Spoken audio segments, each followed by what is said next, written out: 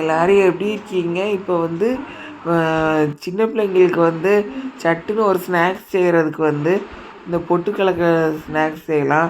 பொட்டுக்கடலை வந்து மெஷரிங் கப்பில் 1/2 கப்பு எடுத்து மிக்ஸி ஜாரில் போட்டுக்கோங்க.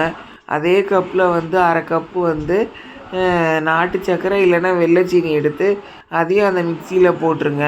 இது விருந்தாரம் ஆச்சி சமையல் தமிழ். இதை சப்ஸ்கிரைப் பண்ணுங்கள். நன்றி. இப்போ வந்து மிக்சியில் போட்டுட்டு அரைச்சி எடுத்துகிட்டு அதை வந்து எடுத்து ஒரு கிண்ணத்தில் போட்டு அதை வந்து குழந்தைங்களுக்கு வந்து கொடுங்க.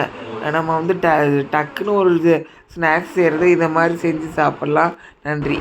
இப்போ வந்து ஃப்ரெஷ் ஜூஸ் வந்து வீட்டிலே எப்படி செய்யலான்னு பார்க்கலாம். அதுக்கு வந்து ஒரு சின்ன கொத்து அளவுக்கு கருப்பு திராட்சை சீட்லெஸ் திராட்சை எடுத்துக்கோங்க. பச்சை திராட்சை வந்து சீட்லெஸ் கிரேப்ஸ் எடுத்துக்கோங்க. அதுக்கப்புறம் ஒரு 3 சொலம் வந்து கமலா ஆரஞ்சு எடுத்துக்கோங்க.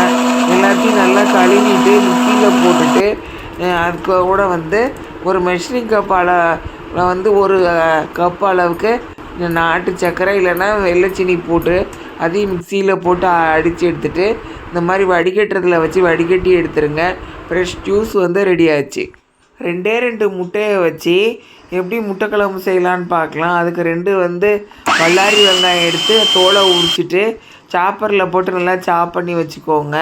அதுக்கப்புறம் வந்து கடாயில் வந்து ஒரு குழிக்கரண்டி எண்ணெய் ஊற்றிட்டு அது சூடு ஏறினதுக்கப்புறம் கடுகு உளுந்தம்பருப்பு போட்டுட்டு நம்ம சாப்பரில் போட்டு சாப் பண்ணி வச்சு அந்த வெங்காயத்தை எடுத்து அதில் போட்டுருங்க.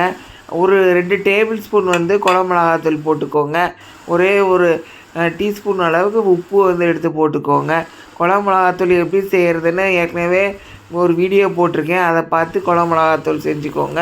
கேஸ் ஃப்ளேம் வந்து ஃபஸ்ட்டு ஃபுல்லாக வச்சுட்டு அதுக்கப்புறம் சிம்மில் வச்சுட்டு அதுக்கப்புறம் நல்லா கிண்டிடுங்க. 2 தக்காளி பெரிய தக்காளி எடுத்துக்கோங்க. அதையும் சாப்பரில் போட்டு சாப் பண்ணி எடுத்துகிட்டு அதை வந்து அந்த வெங்காயம் நல்லா வதங்கினதுக்கப்புறம் அந்த தக்காளியை போட்டுருங்க. அதுக்கப்புறம் 2 நல்லா கிண்டிட்டு இந்த வெங்காயமும் தக்காளியும் வந்து பதம் வந்து இது வந்து இந்த தான் பதம். இந்த அளவுக்கு நல்லா வதக்குன்னு வதக்கிட்டு அதுக்கப்புறம் வந்து ஒரு 200 ml தண்ணியை எடுத்து அதில் ஊற்றிட்டு நல்லா கொதி வந்ததுக்கப்புறம் நல்லா கொதி வந்து நல்லா இதெல்லாம் நல்லா ஆனதுக்கப்புறம் அதுக்கப்புறம் வந்து 2 முட்டையை வந்து எடுத்து உடச்சி ஊற்றிட்டு அது ஒரு 5 நிமிஷம் அப்படியே வச்சுட்டு அதுக்கப்புறம் வந்து கேஸ் ஸ்டவ் ஃப்ளேமை ஆஃப் பண்ணிடுங்க.